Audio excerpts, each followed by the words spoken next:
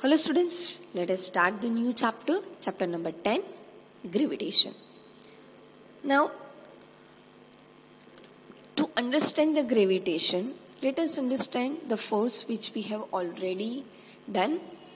As to the object, force is provided, object gets a motion. And while the object is in a motion, we can say it gets a speed. So while the force is given to the object gets a speed as well, the direction can change. So to understand this, let us do one exercise. Take one object and drop it from the height. So this object gets a speed and move in a particular downward direction. So we can say that by dropping that object, it gets a speed as well the direction. But as we know, our planetary system in which around the sun planets are moving, they are not falling, right? Likewise around the earth, moon is moving. So these planets are moving based on some force is existed in between them which binds their position.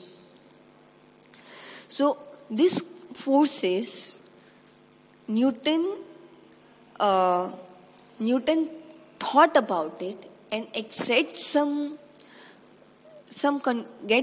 conclusion based on this force, and this applied force is known as gravitation force. Let us understand this gravitation force in detail.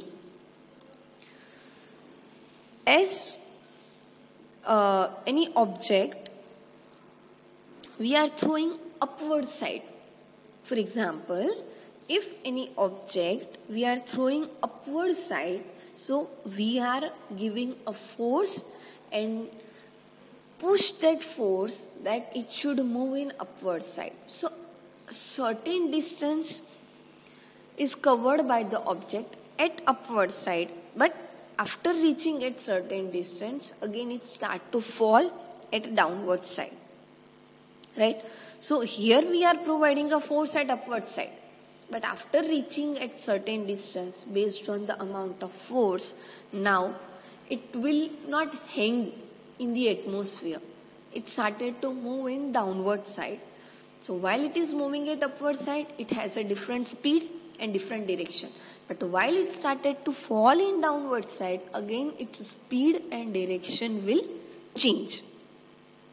Let us do one more exercise. Take one stone and take a thread. One end of a thread tie with the stone and other end of the thread hold in your hand. And now reel this tied stone with the thread around you and then release that particular thread. Now you can observe that before you release that particular thread, stone is moving in a circular motion with some speed based on the given force by your hand. So that particular stone is moving in continuously in a circular motion. Now, if you drop that particular thread, if you release that particular thread, then force means speed and direction will change. So while you are release that particular thread, then direction of the object will change. It gets a change in a velocity and also gets change in a direction. So the force, while the change in the velocity is available, that is known as acceleration, that we have already observed. Acceleration is nothing but a change in velocity with respect to time. So that is a final velocity minus initial velocity divided by time. It is known as an acceleration. So while the velocity is varying, we can determine that change in the velocity with the acceleration. So the force that causes the acceleration and keeps the body moving in a circular direction that force is acting towards the center. So while this stone is moving in a circular direction continuously along that string, so this is moving continuously based on the force acting towards the center. That particular force is known as centripetal force, or it is also known as center seeking force. Now, while you are releasing that particular thread, so in the absence of this centripetal force, stone gets changed in the direction of motion and it starts to move along the straight line. Now that straight line, that will be known as tangent of the circle. What is tangent of the circle? While that stone is moving in a particular circular direction in its orbital path, now while that stone is released, while that thread is released, so from that circular path, from the point, it starts to get in a straight line. So the tangent component of the circle is from the surface, on the surface of the circle, from one point, if you draw a straight line, that straight line is known as tangent. I repeat, on the surface of the circle, take any one point, onto this point, draw a straight line. That straight line is known as a tangent. So, here the object is moving in a circular path in the surface of the circle. Now, if we release a thread from that surface of the circle, objects start to move in a straight line. So, that straight line is known as a tangent of the circle path. Likewise, the moon is continuously moving around the earth, that is based on the centripetal force is present between earth and moon. So that centripetal force is existed which allows to move the moon in a circular path of the earth.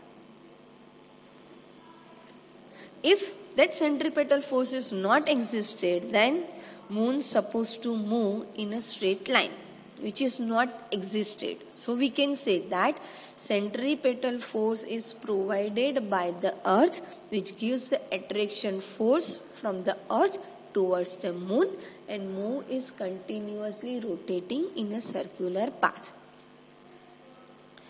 Now, if as the Newton observed, the falling apple is there, which is attracted toward the earth.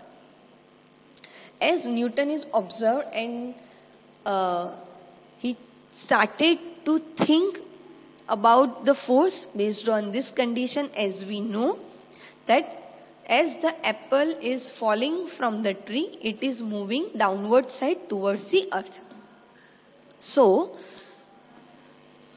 and why this apple is not moving upward side and it is only falling at the downward side, right?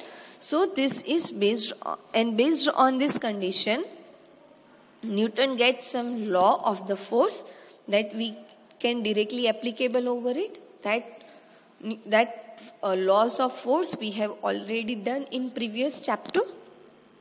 That during the according to the third law of motion, if apple gets attracted towards the earth, then also earth should be attracted towards the earth. Third law of the Newton suggests that there should be attraction and reaction forces there. If force is extract, so due to the third law, there should be an action and a reaction. So if apple is attracted towards the earth, then according to the reaction, earth should be attracted towards the apple. But this is not available. So according to the second law of motion, for a given force, acceleration is available. That acceleration is existed, that is a change in the velocity that is inversely proportional to the mass of the object. As we have observed the second law of motion, it suggests that while the force is given onto the object gets a change in a speed, that gets the acceleration, and that generated acceleration is inversely proportional to the mass of an object. So, as we know, the mass of the apple is very much small, negligibly small compared to the mass of the earth. And that's why earth can attract the apple, but apple cannot attract the earth, or based on the apple, earth cannot get a force. Right? Same thing is available in our planetary system. In a solar system, what happens? All planets are moving around the sun, but sun cannot get a force, cannot feel a force from that planets. Right? Because a mass of the sun is higher than the mass of the planets. So the same. So from that facts, Newton concluded that not only does the earth attract an apple and the moon, but all the objects in the universe attract each other, whether in a solar system, in a planetary system, or on the earth. Each object get attraction force to each other, but that force can be experienced based on the mass of the object. So that force of attraction between the objects is known as gravitational force. Clear? Now, let us go towards the other topic, universal law of gravitation. As we discussed that every object in universe attracts to each other, and based on that object gets a force which is proportional to the mass of the object, and again that is inversely proportional to the square of the distance. Right? As we have discussed that force is based on the mass of the object and between the distance of that objects. So as we can see in the diagram, that force is existed from the center of the object. In the diagram, two objects is shown, object A and B, both having a different mass. That object A has a capital M mass and object B has a small m mass, which shows that object A has a greater mass compared to the object B, and they are at the distance D. They are apart at the distance D. So here the force, attraction force is available between these two objects. Let us denote as an F. So according to the universal law of gravitation, as force is directly proportional to the mass of the object, here two masses are there, so force is present according to the mass of both the object. So that is, force is proportional to the product of both mass of the object. So that is M, capital M dot small m. And as we know, force is inversely proportional to the square of the distance. So F is inversely proportional to the 1 by d square.